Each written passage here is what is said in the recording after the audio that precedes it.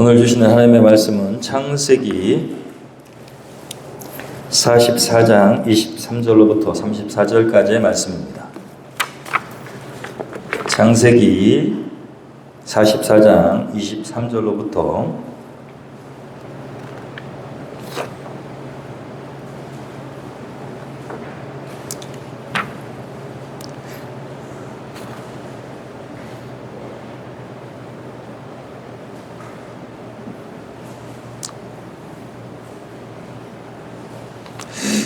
23절로부터 34절까지 우리 개역개정 성경부터 말씀이 기니까 한 절씩 기록하겠습니다.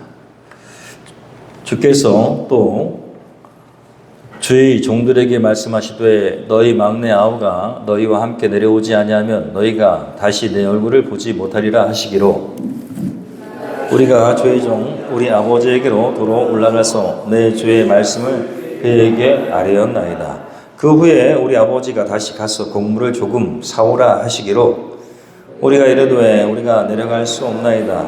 우리 막내 아우가 함께 가면 내려가려니와 막내 아우가 우리와 함께 가지 아니하면 그 사람의 얼굴을 볼 수 없음이니이다.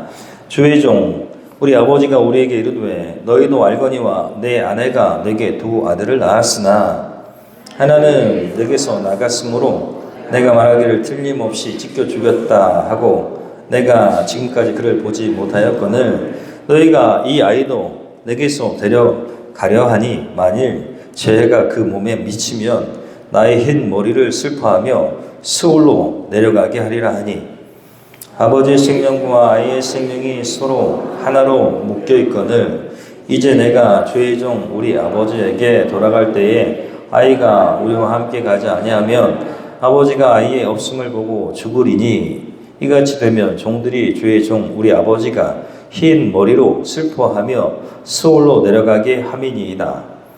주의 종이 내 아버지에게 아이를 당부하기를 내가 이를 아버지께로 데리고 돌아오지 아니하면 영영이 아버지께 죄짐을 지리다 하였사오니 이제 주의 종으로 그 아이를 대신하여 머물러 있어 내 주의 종이 되게 하시고 그 아이는 그의 형제들과 함께 올려 보내소서.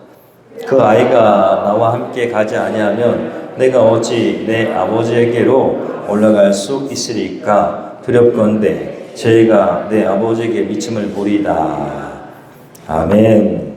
우리 쉬운 성경인 세번역 성경으로 말씀을 한 절씩 교독하면서 말씀을 이해하고 마음에 새기겠습니다. 그러나 어른께서는 이 종들에게 그 막내 아우를 데리고 오지 않으면 어른의 얼굴을 다시는 못 볼 것이라고 말씀하셨습니다. 그래서 종들은 어른의 종인 저희 아버지에게로 가서 어른께서 하신 말씀을 다 전하였습니다. 얼마 뒤에 종들의 아버지가 종들에게 다시 가서 먹거리를 조금 사오라고 하였습니다만 종들은 막내 아우를 우리와 함께 보내시면 가겠지만 그렇지 않으면 갈 수도 없고 그분 얼굴을 뵐 수도 없다고 말했습니다. 그러나 어른의 종인 소인의 아버지는 이 종들에게 너희도 알지 않느냐? 이 아이의 어머니가 낳은 자식이 둘뿐인데 한 아이는 나가더니 돌아오지 않는다. 사나운 짐승에게 변을 당한 것이 틀림없다. 그 뒤로 나는 이 아이를 볼 수 없다. 그런데 너희가 이 아이마저 나에게서 데리고 갔다가 이 아이마저 변을 당하기라도 하면 어쩌겠느냐. 너희는 백발이 성성한 이 늙은 아버지가 슬퍼하며 죽어가는 꼴을 보겠다는 거냐 하고 걱정하였습니다. 아버지의 목숨과 이 아이의 목숨이 이렇게 얽혀 있습니다. 소인이 어른의 종 저희 아버지에게 되돌아갈 때에 우리가 이 아버지를 데리고 가지 못하거나 소인의 아버지가 이 아이가 없는 것을 알면 소인의 아버지는 곧바로 숨이 넘어가고 말 것입니다. 일이 이렇게 되면 어른의 종들은 결국 백발이 성성한 아버지를 슬퍼하며 돌아가시도록 만든 꼴이 되고 맙니다. 어른의 종인 제가 소인의 아버지에게 그 아이를 안전하게 다시 데리고 오겠다는 책임을 지고 나섰습니다. 만일 이 아이를 아버지에게 다시 데리고 돌아가지 못하면 소인이 아버지 앞에서 평생 그 죄를 달게 받겠다고 다짐하고 왔습니다. 그러니 저 아이 대신에 소인을 주인 어른의 종으로 삼아 여기에 머물러 있게 해 주시고 저 아이는 그의 형들과 함께 돌려보내 주시기를 바랍니다. 저 아이 없이 제가 어떻게 아버지의 얼굴을 뵙겠습니까? 그럴 수는 없습니다. 저희 아버지에게 닥칠 불행을 제가 참아 볼 수 없습니다. 아멘. 오늘 우리가 함께 봉독한 말씀 주님께서 주신 이 말씀 가지고 해답 인생이라는 제목으로 주신 하나님의 말씀을 나누겠습니다. 우리가 창세기 성경을 계속 순차적으로 보고 있는데 주시는 말씀 따라서 함께 나누고 있습니다. 여러분, 오늘은 요셉 앞에 있는 형들이 베냐민의 구속을 위해서, 구원을 위해서 특히 유다가 간곡하게 형들은 모르죠. 요셉이 이집트 총리인 것을 모릅니다. 간곡하게 베냐민을 놓아줄 것을 이야기하고, 그리고 자신이 대신 노예가 되겠다고 대답하는 그런 구절이 오늘 말씀입니다. 오늘 말씀을 통해서 여러분 하나님의 축복과 은혜가 여러분에게 가득하기를 소원합니다. 말씀을 준비하는데 마음 가운데에 학창 시절을 떠올려 주셨습니다. 저같이 공부를 잘 못한 사람 특징이 있습니다. 저는 공부를 잘 못했습니다. 솔직히 말씀드리면 잘하는 편이 아니었습니다. 제가 문제지를 보면 저 같은 학생이 분명히 있을 텐데 문제지를 보잖아요. 그러면 아리송하고 가슴이 먼저 답답해 옵니다. 수학 못하는 학생, 여러분 다음 세대 학생들 고개를 드세요. 문제지를 대하면 어떤 마음이 듭니까? 문제지를 대하면 고개를 드세요. 네, 예배를 잘 드리시고 저 예슬로 보세요. 똘똘한 우리 예슬로 큰 인물이 될 겁니다. 대한민국 교회를 바꾸는 인물이 될 겁니다. 네. 학창 시절에 문제지를 대하면 참 답답합니다. 알듯 말듯 하면서 아리송하면서 마음이 답답해져 옵니다. 공부를 못하는 학생의 특징이죠. 분명히 아는 것 같은데 분명히 아는 것 같아요. 그런데 잘 모르겠어요. 그리고 분명히 아는데 그냥 생각이 안 날 뿐이에요. 어떻게 해야 될까요? 네, 유혹이 옵니다. 어떤 유혹이 오냐면 뒤로 넘기면 뭐가 있다? 네? 해답이 있다. 뒤에 꼭 답안지가 있어요. 옛날 문제지에는. 그래서 이렇게 착 끝에 쪽으로 넘기면 해답이 딱 나옵니다. 영락 없이 넘기면 무슨 문제다? 무슨 문제다? 아는 문제다. 자, 문제를 보면 답답해요. 공부 못하는 사람의 특징입니다. 뒤로 해답을 딱 넘기잖아요? 그럼 아는 건데 생각이 안 났을 뿐이다. 예요. 모든 문제를 그렇게 해결합니다. 나는 안다 모른다? 안다. 다만 생각이 안 났을 뿐이다. 못 풀었다는 생각이 아니고 그렇게 위로합니다. 충분히 아는데 생각이 안 났을 뿐이다. 공부 못하는 학생의 특징입니다. 그럼 진득하게 문제를 풀고 모르면은 교과서나 무슨 그런 내용이 나와 있는 데를 찾아보고 이게 공부인데, 공부를 못하는 학생은 꼭 뒤를 먼저 넘기면서 아는 거다라고 그렇게 하고 또 넘어갑니다. 그게 또 문제가 나오면 어떡할까요? 똑같이 마음은 답답하지만 분명히 아는 문제지만 해답은 몰라요. 근데 발에 불떡이 떨어지니까 제가 고3이 되니까 공부를 진짜 열심히 했습니다. 6개월간 공부를 해가지고 시험을 쳐가지고 학교에 가게 됐어요. 하나님의 은혜로. 하나님의 은혜입니다. 제가 말씀드렸잖아요. 그의 수학이 어땠다고요? 엄청 어려웠습니다. 엄청 어려웠어요. 공부 잘하는 애들도 막 손을 볼볼볼볼 떨면서 나왔어요. 수학이 너무 어려워서. 누구를 위한 그런 어려운 수학이었다고요? 저 신학교 보내시려고 하나님이 그의 수학을 엄청 어렵게 만드셨어요. 어차피 저는 수학을 포기한 학생은 수포자였거든요. 그래서 다 같이 수학을 못 봤기 때문에 제가 되게 유리했습니다. 제가 수학을 보고 우리 아버지한테 나와가지고 우리 아버지한테 기대하지 마세요. 떨어졌어요. 그랬어요. 하나도 못 풀었어. 거의 못 풀었어요. 그런데 나중에 보니까 평균이 팍 떨어졌어. 수학이. 대다수 다 학생들이 저 같은 중간 정도 하는 학생들은 다 어려웠던 거예요. 얼마나 감사한지. 저는 국어는 엄청 잘합니다. 국어는 엄청 잘하는데 국어는 또 잘 맞았어요. 그래서 제가 학교를 가게 됐는데 여러분 문제는 뒤에 보면 해답이 있어요.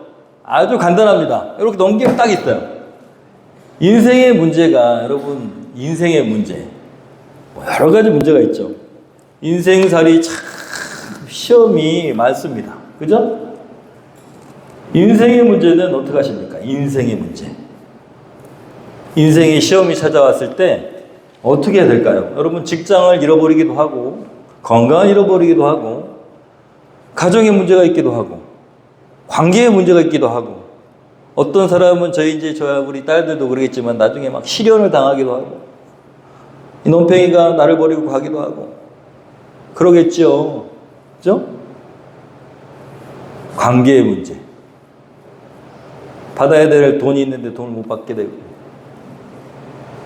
여러분, 그런 문제들이 계속 찾아오게 되면 어떻게 해답을 찾을 수 있을까요? 여러분 문제 있으십니까? 혹시 이 자리에 나는 이런 문제가 있어 라고 하는 분이 있으십니까? 여러분은 어떤 문제가 있으십니까? 우리 앞에 계신 우리 세 분의 책 이렇게 보면은 결혼해야 되는데 이제 여자를 만나기가 어려워요.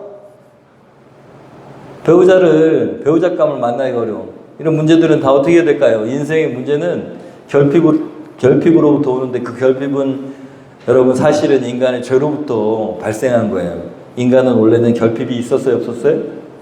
없었어요. 성경에 보니까 하나님은 결핍 없는 세상을 만들었는데 하나님을 떠나기 시작하면서 인간은 결핍이 생겼어요. 그리고 엉뚱한 걸 채우려고 그래요. 하나님의 빈자리를 다른 걸로 채우려고 해요. 돈, 뭐 여러 가지 삶을 또 사람을 의지하고 힘을 의지하고 권력을 의지하고 그러려고 합니다. 그걸로 채워보려고 하지만 채워지지 않습니다. 여러분 인생의 해답은 어디에서 찾을 수 있을까요? 하나님께 있는 줄로 믿습니다. 여러분 이게 실제가 되어야 됩니다. 그렇다니까 그런가 보다 이게 아니고 여러분 인생 지금 살아가고 인생의 해답은 어디 있어야 되냐면 하나님께 있어야 됩니다. 하나님 이 세계 천지 모든 것을 만드신 하나님께 해답이 있는 것입니다. 경험하시기를 축원합니다. 저도 막연하게 그렇게 생각했어요. 이렇게 어렸을 때 또 신학교 다닐 때는 막연하게 그래 그렇다니까 라고 생각했는데 아니더라고요. 진짜로 인생의 해답은 어디에 있다고요? 하나님께 있습니다. 틀어진 관계의 해답은 하나님께 있습니다. 여러분 결핍, 내가 지금 없는 것 이것 때문에 절절절절 매는데 그것의 해답은 하나님께 있더라는 거예요. 제가 만난 하나님 여러분도 만나시기를 축원합니다. 여러분 하나님을 만나면 해답을 얻을 수 있기 때문에 그 사람은 확신 있는 삶을 살아가고 그리고 해답을 다른 사람에게도 제시할 수 있습니다. 여러분 그런 인생이 되기를 소원합니다. 말씀을 계속 보면요. 창세기 지금 요셉의 말씀을 보면 요셉이 등장하는 이 성경 구조를 보면 요셉이요. 계속해서 문제를 만들고 있습니다. 문제를 만들어요. 형들을 계속 테스트하고 있어요. 처음에요. 자기가 이집트의 총리가 됐어요. 노예로 자기를 판 형들, 그 형들이 가뭄이 7년 동안 가뭄이 오니까 이 양식을 구할 수 없으니까 어쩔 수 없이 양식 있는 데인 어디로 왔어요? 이집트로 왔어요. 그 이집트의 총리는 누구예요? 자기의 동생인 요셉이야. 요셉. 근데 그 요셉을 누가 팔았어요? 이복 형제들이 팔았어요. 노예로 팔았어. 그리고 죽었다고 얘기했어요. 아버지한테. 죽었다고. 얘기한 건 아니죠. 피 묻은 옷을 갖다 줬는데 당연히 피 묻은 요셉의 옷을 보면서 아버지는 어떻게 생각했어요? 짐승에게 찢겨서 죽었구나. 너무너무 사랑했던, 진짜로 아내로 생각했던 유일한 아내가 4명이었는데 그 아내들은 다 별별 다른 아내들은 사실은 진짜 아내라고 생각하지 않아요. 누구만 사랑해? 라헬이 낳은 2 아들 중에 하나가 요셉이야. 그리고 그 요셉이 낳자마자 라헬이 죽었어요. 그죠? 베냐민을 낳다가, 둘째를 낳다가 죽었어. 그래가지고 요셉을 끔찍하게 사랑했는데 그걸 시기한 형들이 그렇게 노예로 팔아버렸다는 것이죠. 근데 세월이 지나가지고 20년 뒤에 요셉은 총리가 되고 곡식이 없던 형들은 찾아왔단 말이죠. 그런데 그 찾아온 형들에게 잘 대접하고 나서 스파이로 몰아가지고 시므온은 가두고 너희들이 말하는 그 막내 아들을 데려와라. 막내 동생을 데려와라. 라고 얘기했단 말이에요. 그리고 그 곡식 자루에다가 받았던 돈을 고스란히 그대로 다 넣었어요. 그리고 다음에 너희들이 올 때는 누굴 데려와라? 베냐민을 데려와라. 그 이야기를 아버지가 듣고 이게 무슨 소리냐. 요셉도 그렇게 동생도 찢겨 죽었는데 막내 하나 남은 내 아들을 보낼 수는 없다. 이렇게 됐어요. 그런데 시간이 지나서 어떻게 됐어요? 곡식이 다 떨어졌어. 또 가야 돼. 안 가면 어떻게 돼요? 굶어 죽어요. 그러니까 가게 됐단 말이죠. 가게 됐는데 밥을 다 먹인 다음에 그 다음에 곡식을 다 채워서 주고 거기다 또 받은 돈을 도로 넣었어요. 그리고 중요한 것은 요셉의 은잔을 베냐민의 배낭에다 넣었어요. 그리고 돌아가는 그 길목에 잡아가지고 우리 주인의 은잔을 훔친 놈이 있다 이거예요. 그리고 다 수색했어요. 혹시 우리에게 나오면 우리가 노예가 되겠습니다. 장담을 했어요. 우리는 그런 사람 아닙니다. 우리가 노예가 되겠다고 얘기했는데 누구한테 나왔어요? 베냐민에게서 나왔어요. 그래서 다시 잡혀온 거예요. 그리고 베냐민은 노예가 됐으니까 너희들 이제 돌아가라 라고 얘기하니까 그때 유다가 나타난 겁니다. 유다가 앞서서 지금 그림처럼 우리 아버지가 얘를 안 데려오면 죽습니다. 수월이 뭐예요? 수월. 네, 지옥을 얘기해요. 지옥. 그 당시에 지옥을 수월이라고 불렀어요. 우리 아버지는 지옥에 갈 겁니다. 너무 괴로워서 죽어가지고 이 막내 아들을 잃어버린 그 대가로 수월로 내려가게 되실 겁니다. 그러니 차라리 저를 노예를 삼으시고 우리 동생을 좀 놔주시면 안 되겠습니까? 제가 아버지한테 장담을 했습니다. 제가 책임지기로 했습니다. 이 얘기예요, 오늘 말씀이. 그렇게 수많은 계획과 요셉은 끊임없이 형들을 테스트하고 있어요. 곤란하게 만들고 있다고요. 돈을 자루에다 넣고 불안하게 만들고 그 다음에 또 왔는데 또 돈을 넣고 그 다음에 은장까지 베냐민에게 넣었어요.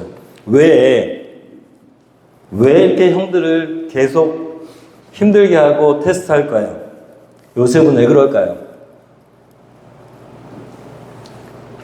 여러분 지금 제가 말씀드렸는데 요셉이 왜 그럴까요 도대체? 자신을 노예로 팔아넘긴 형들을 테스트해서 복수하려고? 잘 걸렸어. 잘 걸렸어. 니네도 한번 괴로워봐라. 내가 얼마나 괴로웠는데 너희들도 한번 당해봐라. 이걸까요? 아니면 그동안 나를 판 형들이 혹시나 변했을까라고 그렇게 생각할까요? 그래서 변한 것을 보고 싶어서 그러는 걸까요? 왜 그럴까요? 뭐가 그렇게 궁금했을까요? 요셉이 도대체 뭐가 그렇게 궁금했을까요? 왜 형들을 이렇게 자꾸 테스트하는 걸까요? 그리고 베냐민에게 왜 은잔을 넣었을까요? 그리고 잡아서 노예로 만들려고 했을까요?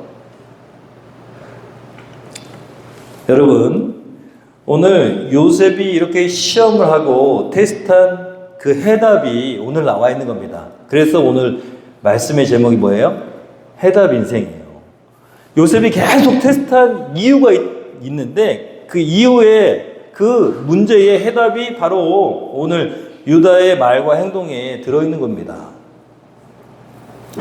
이 오늘 말씀은 되게 큰 성경의 진리를 가지고 있어요. 너무 중요한 말씀이에요. 여러분, 유다가 뭐라고 합니까? 32절을 세번역 성경, 쉬운 성경의 32절에 세번역 성경을 한번 읽어보겠습니다. 어른, 시작. 어른이 누구냐? 어른. 요셉을 얘기해요. 요셉. 이집트의 총리. 자, 이집트의 총리인 어른의 종인. 제가 같이 읽겠습니다. 소인의 아버지에게 그 아이를 안전하게 다시 데리고 오겠다는 책임을 지고 나섰습니다.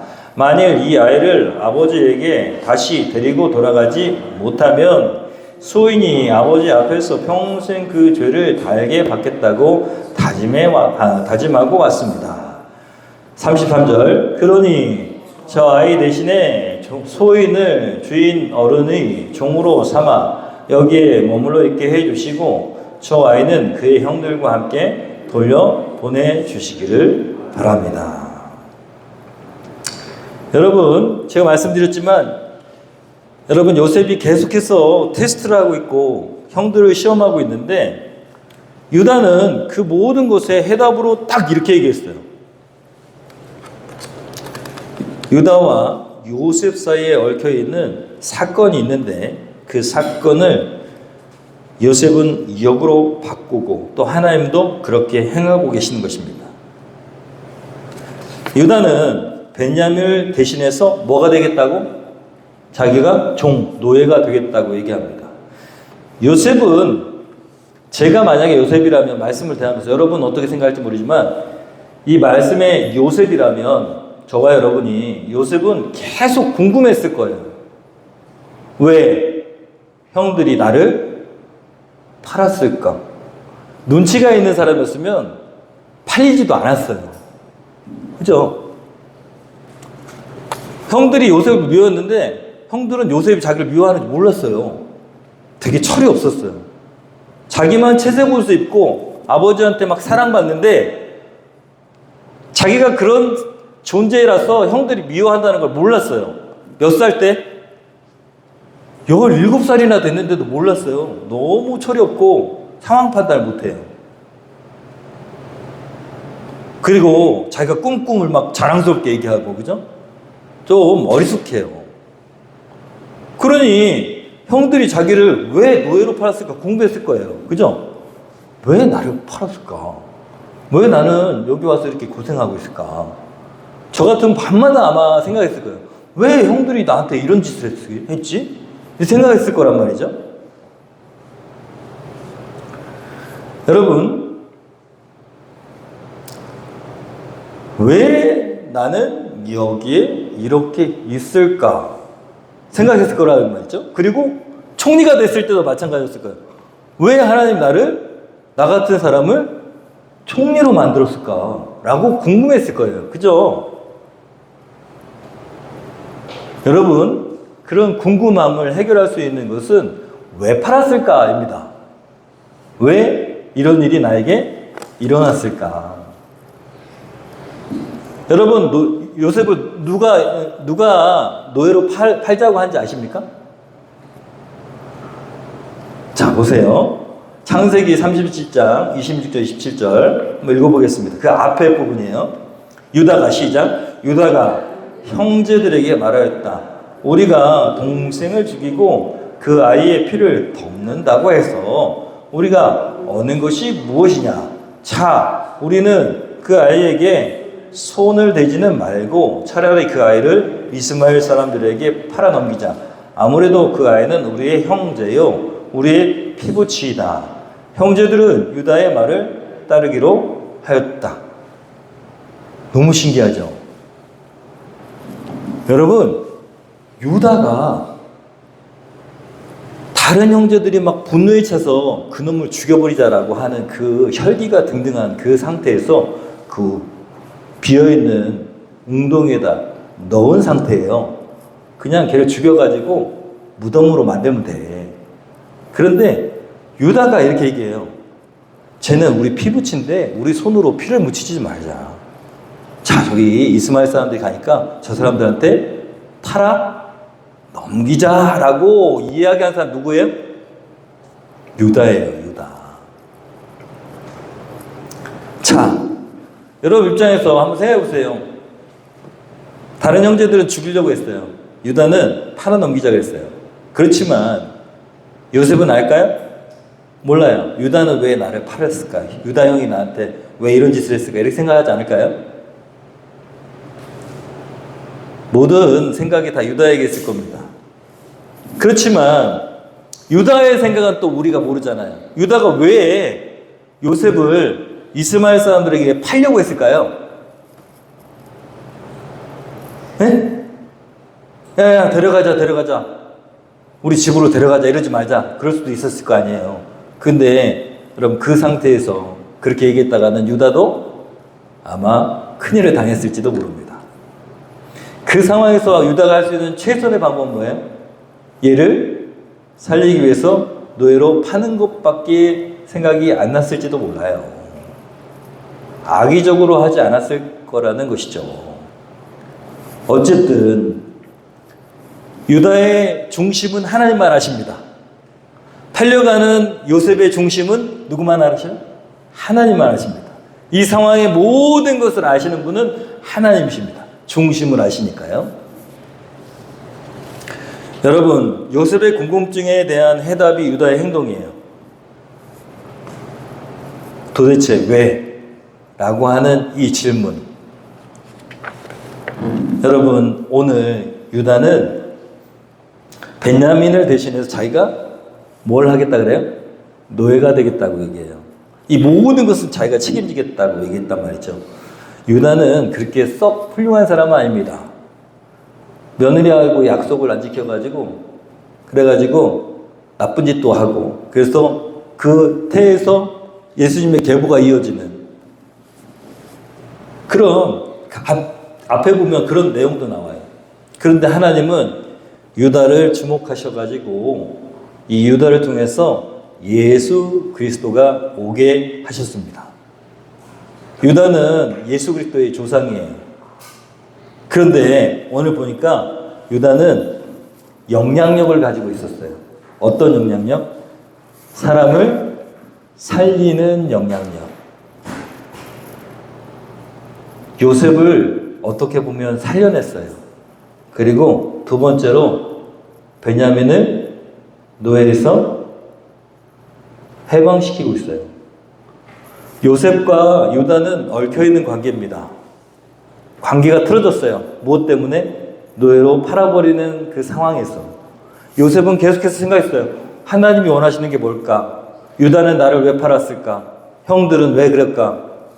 여러 가지 테스트를 한 거죠. 그리고 맨 마지막에 이렇게 유다가 해답을 준 거예요. 아, 유다가 악의로 나를 판 것이 아니라는 사실입니다. 왜? 그 사람이 악했다면 지금 책임도 지지, 베냐민도 책임지지 않으려고 했을 거예요. 여러분, 이 다음 장이 이제 요셉이 자기의 정체를 드러냅니다. 울면서. 누구 때문에? 누구 때문에? 유다 때문에. 유다가 자기 동생을 그렇게 끔찍히 생각하고 대신 자기가 노예가 되겠다고 하는 그 순간에 모든 것이 다 해답이 됐어요. 다 풀려버렸어. 지금까지 일어났던 모든 일의 해답이 누가 제시해 줬어요? 유다가 제시해 줬어요.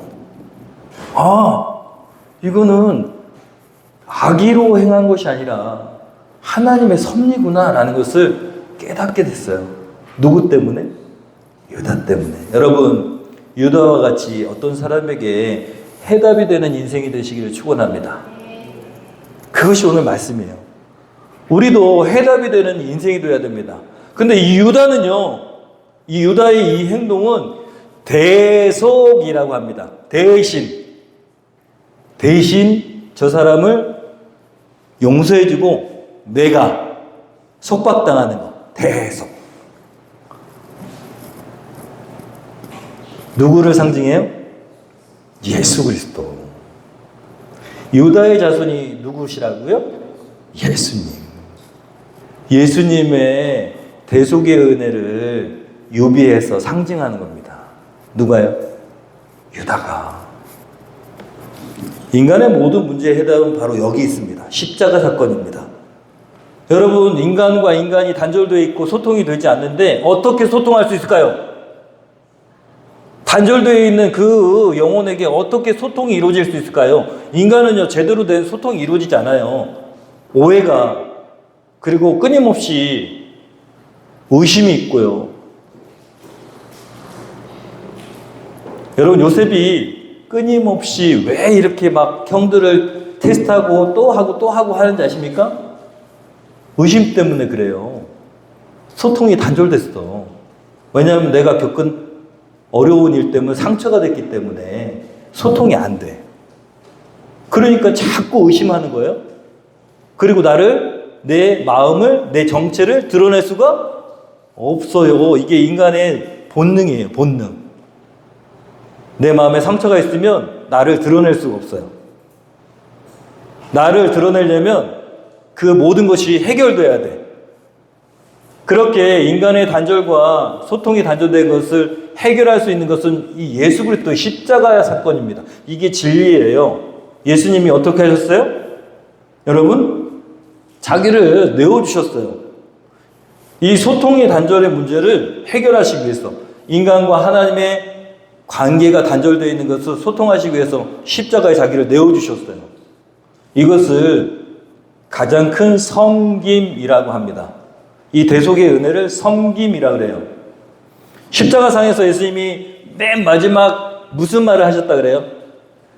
다 이루었다. 여기 써있잖아요. 예수님 십자가상에서 맨 마지막에 무슨 말씀하셨다고요? 다 이루었다. 원어로는 테텔레스타이예요. 뭐라고요? 테텔레스타이. 다 이루었다. 테텔레스타이는 다 이루었다는 이 단어는 어떤 사람에게 빚을 줬는데 그 빚을 다 갚고 나서 하는 얘기라고 있잖아요. 헬라 사람들이, 그리스 사람들이 저 사람한테 내가 빚을 줬어. 이거를 빚을 이해했다. 다 갚았어. 그 다음 뭐라고 한다고요? 다 갚았다 얘? 다 갚았다고. 나한테 더 이상 채근하지 마라. 다 갚았어. 이렇게 얘기하는 단어라고요. 테텔레스타이. 십자가상에서 누구한테 예수님이 이렇게 얘기했을까요? 다 갚았다. 여러분, 사단에게 우리가 묶여있는 모든 것에서 이제 얘네들 그만 괴롭혀. 내가 너에게 다 갚았다. 이렇게 얘기하시는 거예요. 누구한테? 사단에게, 악한 영에게 얘네 이제 그만 괴롭혀. 내가 다 갚았으니까 너는 얘네한테 더 이상 해를 끼칠 수가 없어. 그런데도 그 은혜를 모르는 사람들이 아직도 있어요. 아직도 결핍 상태에 있는 사람이 있어. 사단이 공격하는 것에 이렇게 휩쓸리는 사람이 있어. 여러분, 진짜 예수 그리스도를 믿으면 우리 안에 있는 모든 문제가 해결됩니다. 그 문제는 사단이 우리에게 공격하는 것들이에요. 단절의 문제, 그리고 결핍의 문제, 질병의 문제, 모든 문제들 사단이 우리를 누르는 거예요. 악한 영이 우리에게 절망을 주는 거예요. 근데 이미 하나님께서 이기셨어요. 예수께서 다 갚았다라고 소리치셨다고요. 그런데도 여전히 잘 몰라. 내가 아직도 빚진 줄 알아. 누구한테? 사단에게. 여러분 그지같이 안 살아도 된다 그랬잖아요. 근데 아직도 사탄에 묶여가지고 거기에 막 끌려가고 있는 인생들이 있단 말이에요. 교회를 다니면서도 여전히 예수님의 십자가의 능력을 모르고 그리고 여전히 끌려가 사단에게. 교회를 다니는데 결핍 때문에 돈 때문에 이런데 막 끌려가는 거야. 그렇게 안 끌리고 살아도 되는데 자유해도 되는데 여러분 하나님께서 다 주십니다. 다 주신다니까요. 필요한 거 다 주셔요. 내 중독 증세도 다 해결해 주세요. 예수님을 믿으면 됩니다. 예수님이 다 갚으셨다니까요. 사단에게 노예가 되어서 살지 않으셔도 된다고요. 예수님께서 그런 일을 하셨어요. 베드로전서 2장 24절 25절 한번 읽어보겠습니다. 그는 시작. 그는 우리의 죄를 자기의 몸소 지시고서 나무에 달리셨습니다. 그것은 우리가 죄에는 죽고 의에는 살게 하시려는 것입니다. 그가 매를 맞아 상함으로 여러분은 나음을 얻었습니다. 전에는 여러분은 길 잃은 양과 같았으나 이제는 여러분의 영혼의 목자이시며 감독이신 그에게로 돌아왔습니다. 여러분 인생에 길이 없다라고 했을 때 유일한 길 되시는 분이 있다라는 거예요. 목자가 되신데 감독이시래요. 우리를 지켜보고 계시고 우리 인도하실 수 있는 유일한 분 누구시라고요? 인생의 해답은 바로 지저스 예수 그리스도이십니다. 믿으십니까? 진짜로 믿으십니까? 예수님께서 모든 것의 길이시라는 거예요. 방법이시라는 거예요. 해답이시라는 거예요. 예수 그리스도 안에서는 평안과 생명, 풍성한 삶이 주어진 것입니다. 이미 십자가상에서 다 이루셨기 때문에 인생의 모든 문제의 해답이 예수 그리스도십니다. 여러분 그 예수 그리스도의 제자인 존재가 바로 우리입니다. 누구라고요? 저와 여러분이 예수 그리스도의 제자라고요. 예수님을 영접해서 그분의 제자가 되기로 했어요. 그분이 우리 인생의 주인이 되기로 했다고요. 여러분 예수님이 진정한 여러분의 주인이 되기를 소원합니다. 그냥 말로만이 아니라 진짜 인생의 주인이 되면 인생이 달라집니다. 해답을 얻었기 때문에 달라져요. 여러분 예수님이 해답이시라면 우리는 그 해답을 나타내는 존재들입니다. 예수님이 어떻게 인생에게 해답을 주셨냐? 첫 번째로 섬김입니다. 섬김. 예수님이 섬기시면서 여러분 세상은 하나님 나라가 됐어요. 나는 여기에 군림하러 온 것이 아니라 섬기러 왔다라고 말씀하셨어. 섬기는 자리는 하나님 나라가 이루어지는 것입니다. 예수 그리스도와 같이 여러분의 인생이 섬기는 사람이 되면 거기는 하나님 나라가 이루어집니다. 또 하나는 뭐냐? 희생입니다. 희생. 예수님께서 내어주셨어요. 자기 목숨을 내어주심으로써 하나님 나라가 임재되었어요. 하나님과 우리 사이에 장벽이 무너졌어요. 여러분 관계의 단절, 또 모든 문제들 이런 것들을 해결할 수 있는 유일한 길은 예수 그리스도의 모습을 나타내는 것입니다. 그것이 바로 소통을 이루는 길입니다. 인간은 죄로 물들어 있는데 관계가 끊어져 있고 그리고 결핍이 있고 섬김은 그 관계를 이어주는 능력이 되고 희생은 완전하게 합니다. 여러분 삶의 자리에서 끊임없이 섬기십시오. 부부 사이에 섬김이 있어야 될 줄로 믿습니다. 진정한 부부가 되려면 섬겨야 돼요. 바라지만 마시고. 바라잖아요. 보통 내 남편이 내 아내가 이렇게 해줬으면 좋겠다 라고 생각하잖아요. 그런데 먼저 섬기는 자가 승리하는 자입니다. 여러분 유다는 예수 그리스도의 대속을 상징하듯이 우리가요 우리의 삶의 자리에서 우리가 나타내야 될 예수 그리스도의 대속의 은혜가 있는 것입니다. 그러면 여러분 삶의 자리가 변화됩니다. 지난주 우리 옆에 앞에 계신 우리 청년들하고 은하자매가 좀 나중에 왔지만 극장에 갔었어요. 이렇게 극장에 가지고 사진도 찍고 했습니다. 저는 여기 앞에 있는 우리 형제들이 너무 좋고 또 민호 형제가 같이 예배드릴 수 있어서 너무 좋습니다. 저는요, 제가 오늘 말씀을 묵상하면서 쭉 저를 돌아봤는데 저는 참 섬기지 못하는 사람이에요. 저는 사람에 대한 관심이 없었다고 했잖아요.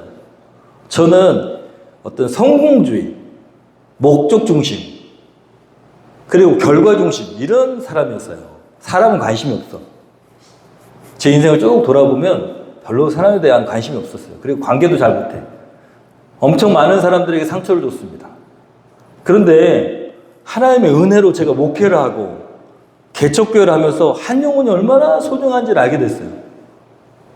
하나님이 그 한 영혼을 얼마나 소중하게 생각하시는지 알게 된 게 저한테는 너무 큰 축복이에요. 그걸 알게 된 게 제가 사랑가워진 거, 누군가에게 관심을 갖고, 그리고 나는 잘 안 되지만 나를 사랑하신 예수님의 사랑으로 그나마 조금이라도 섬기게 된 거, 그리고 내 것을 내 욕심으로, 내 생각으로 내 것, 이것을 내려놓게 되는 거, 그것이 저에게는 너무 큰 축복이에요. 그리고 저 인생이 바뀌었어요. 하나님이 주시는구나. 하나님이 다 채워주시는구나. 내가 내려놓으면 하나님이 일하시는구나. 내가 섬기면 하나님이 행하시는구나. 내가 할 수 있는 만큼만 하면 되는구나 라는 것을 알게 됐어요. 그래서 저는 민호 형제가 지금 이 앞에 앉아있지만 저의 정말 작은 섬김의 결과로 이렇게 앉아있는 것이 너무너무 저한테는 감격이 됩니다.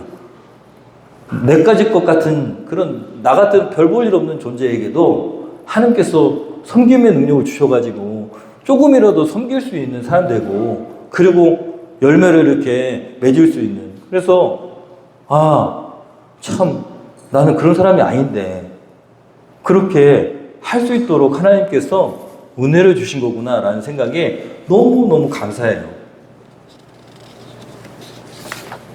여러분, 사람을 소중히 여길 수 없었던 제가 섬김과 희생으로 그리스도를 닮아가고 있는 이 자체가 너무 감사하고, 그리고 조금씩이라도 열매를 경험할 수 있다는 것이 저에게는 큰 은혜입니다. 여러분, 오늘 말씀을 여러분 마음에 새기시고 누군가에게, 저와 여러분이 누군가에게 해답이 되는 인생이 됐으면 좋겠습니다. 어떤 사람이 정말 길을 잃고 답이 없어가지고 방황하고 있고 힘들다면 여러분 그 사람에게 예수님을 소개할 수 있어요. 어떻게? 말로? 예수님 십자가에 죽으셨대? 아니요. 진짜 내가 그 예수님의 그 은혜를 마음에 깊이 가지고 있어야 됩니다. 그리고 예수님을 말로 설명하는 것이 아니라 내 행동으로 예수님이 어떤 분이신지 보여줘야 되는데 그게 바로 섬김과 희생입니다. 여러분, 여러분이 가지고 있는 모든 것은 다 주님이 주신 겁니다. 내 스스로 노력해서 번 게 아니라고요. 그렇게 생각하고 있다면 큰 착각입니다. 여러분, 그 가지고 있던 것을 잃어봐야 또 알아. 이게 내 게 아니구나. 하나님이 이렇게 옮기시면 아무것도 아니구나. 내 손에 있는 게 내 게 아니구나. 내 손에 있을 때 하나님이 원하시는 것을 행하여야 됩니다. 그것이 섬김과 그리고 베품이고 그리고 희생입니다. 그러면 하나님께서 그걸 기억하십니다. 여러분, 풍성한 인생을 살 수 있어요. 예수 그리스도를 본받는 인생이 가장 풍성한 인생을 살 수 있습니다. 행복한 인생을 살 수 있습니다. 여러분, 누군가에게 예수 그리스도의 섬김과 희생을 통해서 예수 그리스도를 보여주시고 저와 여러분이 해답을 제시하는 해답 인생의 삶을 살아가시는 이 한 주간 되시기를 예수님의 이름으로 축원합니다. 여러분, 오늘 말씀 듣고 결단하면 좋겠습니다. 육하 원칙으로 결단하십시오. 첫 번째, 섬김과 희생으로 살아갈 건데 육하 원칙이 뭡니까? 언제? 어디서? 왜? 누구에게? 어떻게? 무엇을 할 것인가? 여러분 결단하라고 하면 막연하게 그냥 기도만 해. 하나님 잘못했어요. 하나님 잘 살게요. 하나님 예수님 닮은 삶을 살게요. 하고 가서 다 잃어버리면 안 됩니다. 말씀을 받았으면 육하원칙 결단해야죠. 결단하라고 하는 거예요. 너무 중요하기 때문에 말씀을 듣고 감동받고 은혜 받는 것보다 더 중요한 것은 한 구절이라도 말씀을 받았다면 내 삶으로 실천적인 삶으로 이어나가야 돼요. 육하원칙 언제 어디서 누구에게 무엇을 어떻게 왜 할 것인가 결단하세요. 다시 한번 말씀 중요해서 내가 강조하는 거예요. 말씀을 듣고 내가 섬김과 희생으로 해답 인생이 되기로 결단했다면 언제 어디서 누구에게 어떻게 왜 못 빠졌지? 할 것인가 그렇게 육하원칙에 맞게 정확하게 하나님께 묻고 나 그 VIP한테 내 그 전도 대상자한테 그렇게 해야겠다라고 결단하십시오. 제가 어제 너무너무 감동받았는데 문종주 VIP가 애들한테 저 티셔츠를 저렇게 준 배경에는 뭐가 있을까요? 저 뒤에 계신 우리 강정봉 목사님이 그 문종주 VIP한테 최선을 다해 섬겼기 때문에 그래요. 본받은 거예요. 괜히 일어나는 일이 아닙니다. 그죠? 결과예요, 결과. 제가 어제 티를 아이들한테 주는 거기에 가서 기도해 주면서 교회에 이제 여유가 있으면 좀 나았으면 좋겠어요. 하나님의 참 제가 마음이 너무 좋습니다. 내가 이렇게 사업장이 좋은 데서 이렇게 잘 되고 있는 거 너무 좋아요. 그랬더니 제가 그렇게 얘기했더니 이렇게 얘기했어요. 아유, 저도 다 생각이 있어요. 네. 이게 무슨 얘기냐면 나갈 준비를 하고 있어요. 이 얘기예요. 진짜예요. 2번 쉬는데 오늘 감사한지 그 매장이 2번 쉰대요. 한 달에 2번. 교회 나올 생각을 하고 있어요. 여러분, 섬김은 절대로 흩어지지 않습니다. 땅에 떨어지지 않아요. 지금부터 열심히 섬기셔가지고 예수님을 보여주시고 여러분 그 VIP가 누굴 닮는다고요? 나를 통해서 예수님을 닮는 거예요. 여러분 세상에 답이 없어서 그리고 길이 없어서 고생하고 있는 사람들이 얼마나 많은지 몰라요. 그 길을 제시할 수 있는 해답 인생이 우리가 가지고 있는 예수 그리스도 그 안에 있습니다. 꼭 이 한 주간 잘 섬기시기를 예수님의 이름으로 축원합니다. 우리 시간에 결단하면서 찬양하겠습니다. 내 마음의 주를 향한 사랑이 내 말에 주가 주신 진리로 나의 눈이 주님의 눈물로 채워지게 하시옵소서. 하나님의 사랑이 십자가의 길을 걷는 그런 순교자의 삶을 사는 우리에게 일어나고 주님께 내 인생을 드리겠습니다. 내 생명을 드리겠습니다 하는 고백으로 여러분 순교자적인 삶은 내가 예수님을 향해서 죽는 것이 아니라 사람을 향해서 죽는 것입니다. 간절히 하나님의 마음으로 찬양하겠습니다. 하나님 주신 마음으로 찬양을 결단하겠습니다.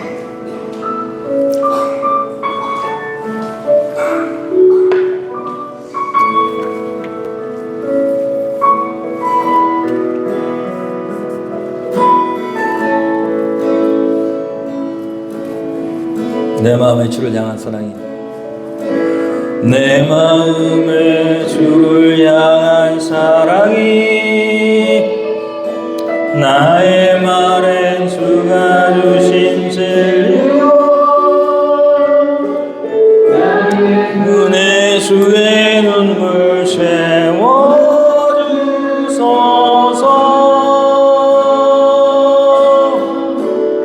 내 입술의 찬양의 향기가 내 입술의 찬양의 향기가 두 손에는 주를 닮은 섬김이 나의 삶의 주의 흔적 남게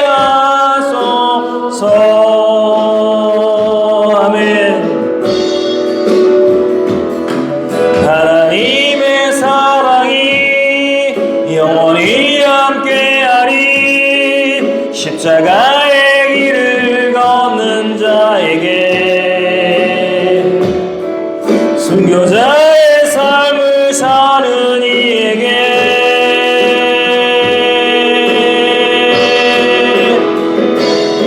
조롱하는 소리와 세상 유혹 속에도 주의 순결한 신부가 되리라.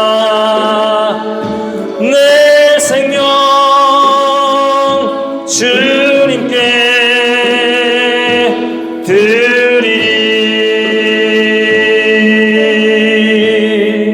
조용히 눈을 감고 육하 원칙에 맞게 하나님, 제가 이번 주에 언제 어떻게 누구에게 무엇을 왜 어떤 방법으로 섬겨야 될까요? 하나님, 정확하게 결단하길 원합니다. 그리고 한 번이라도 성공하길 원합니다. 내게는 숨김이 희생의 능력이 없습니다. 성령님, 예수 그리스도의 십자가의 은혜가 마음 가운데 가득 차고 예수님의 사랑과 은혜가 감격이 마음을 울려서 성령님의 은혜로 말미암아 사람을 향한 그리스도의 마음을 품게 하시옵소서. 하나님 도와주시옵소서. 우리 이 시간에 간절한 마음으로 결단 기도합니다. 조용히 눈을 감고 하나님과 나 사이에 둘만의 비밀적인 그런 마음으로 하나님께 결단하고 기도하는 이 시간 되기를 소원합니다. 기도하겠습니다. 하나님,